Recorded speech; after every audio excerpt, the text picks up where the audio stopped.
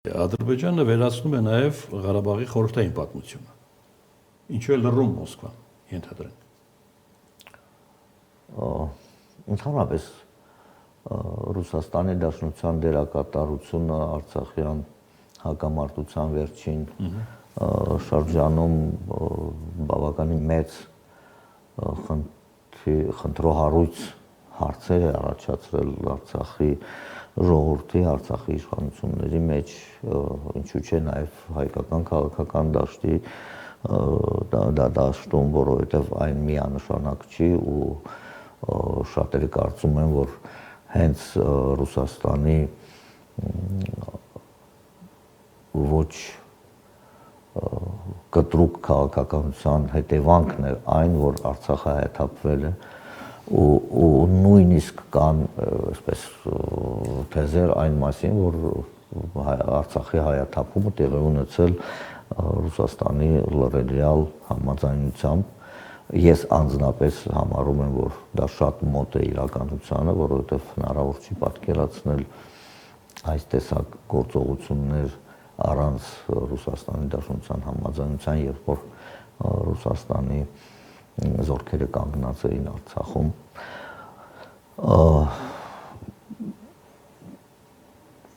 Ռուսաստանը մի անգամ փորձեց խոսել խորհրդային ժառանգության ոչնչացման վերաբերյալ, խոսքը գնում է Այվազովսկու արձանի ոչնչացմանը, ու մի անգամից մենք տեսանք, թե Ադրբեջանի հարձակողական հայտարարությունների առջև ինչպես հետ գնաց Լեռնային Ղարաբաղը վերանվանելով Ղարաբաղ, Ստեփանակերտը Խանքենդի, վերջո ամբողջ լրատվությունը, խոսքը գնում է 10 հաղորդագրության մասին, այդ հենց իմ լրատվության հիման վրա էր այդ նյութը Ռուսաստանում լրատվական դաշտում հայտնվել։ Մենք տեսել ենք ինչպիսի զիջողականությամբ այդ նյութի վերաբերյալ փոխվեց քաղաքականությունը Ռուսաստանի լրատվադաշտի, նույն վիճակում նույն վիճակը այսօր է, ոչ մի բան չի փոխվել։ Ռուսաստանը փորձում է քողարկել այն ամենը, ինչ որ կատարվում է Ղարաբաղում այսօր, ինչպես փորձում է արդարացնել արցախայցյան էթնիկ զտումը, որ իր զորքի ներկայությամբ է տեղի ունեցել,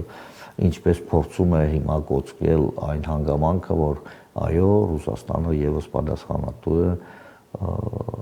Արցախի այսօրվա վիճակի համար։ Շուշի կանաչ ժամը հողերին է հավասարեցվել, կա այդպիսի տեղեկություն։ Դա այո, դա Շուշի կանաչ հոգևոր հետք չկա Շուշի կանաչ ժամի պատմությունը հետևյալն է, երբ որ ադրբեջանցիները գրավեցին Շուշին, կանաչ ժամը կանգուն էր լրիվությամբ, հետո հրապարակվեցին ադրբեջանական սոցիալական տիրույթում կադրեր, թե ինչպես է գմբեթը պայթեցվել կանաչ ժամի, հետո արդեն Google Earth-ից տեսանք, որ ամբողջ եկեղեցին հողին է հավասարցվել, հակառակ նրան, որ սկզբնական շրջանում ադրբեջանցիները ձևացրեցին, որ փորձում են վերականգնել այդ եկեղեցին, ինչ որ շինարարական խարաճոներ շարեցին 4 կողմը եւ այլն։ Չկա կանաչ ժամը, չկա Ղազանչեցոց եկեղեցին մնացել է առանց գմբեթ ու հայտնի չի, թե ինչ է կատարում ներսում։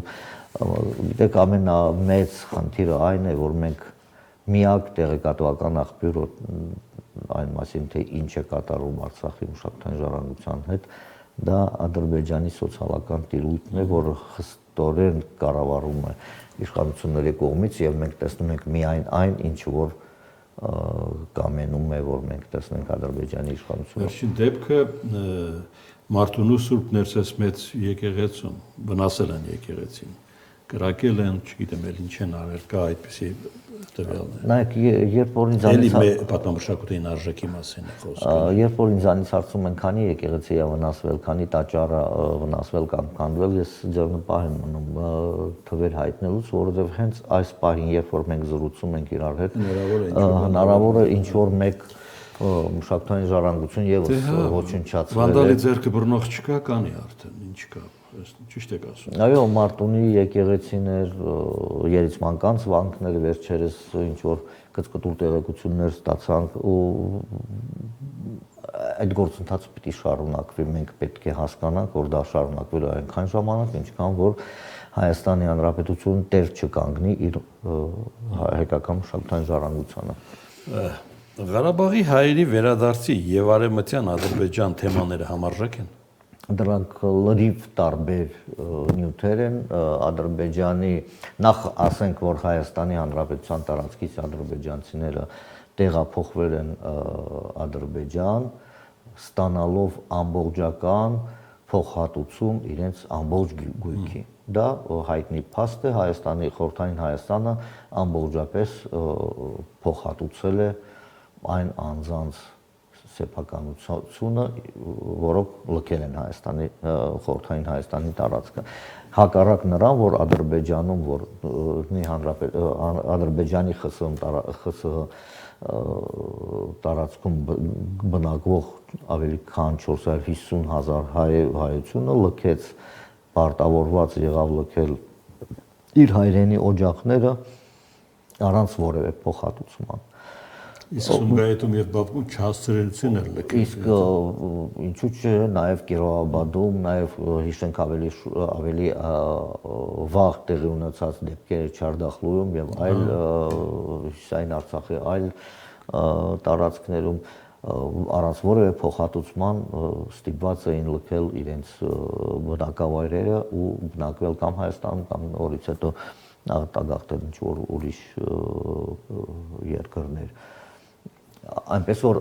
եթե խոսելու լինենք այսպես ասած ադրբեջանցիների վերադարձի Հայաստան մասին, պետք է խոսենք հայության վերադարձի մասին Ադրբեջանի տարածք։ Այլ ոչ թե Արցախի վերադարձի։ Ինչ վերաբերում է Արցախին, ապա Արցախը միշտ եղել է անջատ Ադրբեջանից, նույնիսկ Ադրբեջանի կազմում երբևէ չի եղել, բացի կարճ ժամանակը Երևանը առաջարկում է եկեք փակենք թեման այդ համարժեքությամբ։ Ես ոչ մի ինտրիգ այստեղ չեմ տեսնում, ես տեսնում եմ այստեղ փորձեր Հայաստանի իշխանության կողմից մնալ իրենց այսպես հնարված խաղաղության օրակարգի շրջանակներում, զիջելով Հայաստանի ու հայ ժողովրդի ամենակենսական շահերը, ամեն գնով հասնել խաղաղության Ադրբեջանի հետ, որը իմ խորին համոզմամբ հնարավոր չի, բացառվում է։ Հիմա մենք տեսնում ենք, չէ, ինչու հնարավոր չի, որովհետև եթե դա լիներ Ադրբեջանի անկեղծ ցանկությունը, հիմա մենք չէինք տեսնի թեզեր արևմտյան Ադրբեջանի մասին, չէինք տեսնել թեզեր ադրբեջանցիների վերադարձի մասին Հայաստան, թե չէինք լսել թեզեր Ադրբեջանի այսպես կոչված մշակութային ժառանգության մասին Հայաստանի Հանրապետության տարածքում։ Պատրաստ է անգամ ձախողել Վաշինգտոնյան նախաձեռնություն։ Ինքը ձախողելու խնդիր չունի, ինքը անընդհատ խոսելու է անընդհատ խոսելու է խաղաղության մասին, որ պատրաստ է խաղաղության, շատ ուրախ է, որ խաղաղություն է լինելու, անընդհատ անվերջ կորզի Հայաստանի Հանրապետությունից հավելյալ զիջումներ ու այդպես էլ խաղաղության պայմանագիր չկնքի։ Ալիևը պատրաստվում է մեծ համաներման, լսել եք երևի տեղեկությունը։ Այո, իհարկե։ Կարող է դա մերոնց էլ առնչվում։ Ոչ։ Չէ։ Ոչ։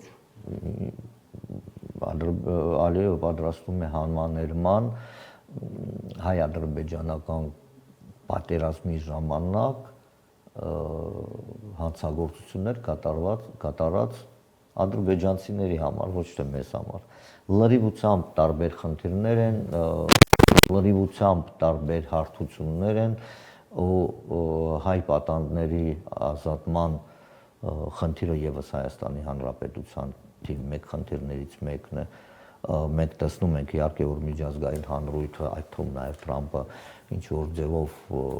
այդ հարցի շուրջը խոսում են, բայց նորից թիվ 1 հասցեատերը այդ հարցերի լուծման Հայաստանի Հանրապետությունն է։ Պետք չի ակնկալել ուրիշներից ավելին, քան թե մենք ենք անում։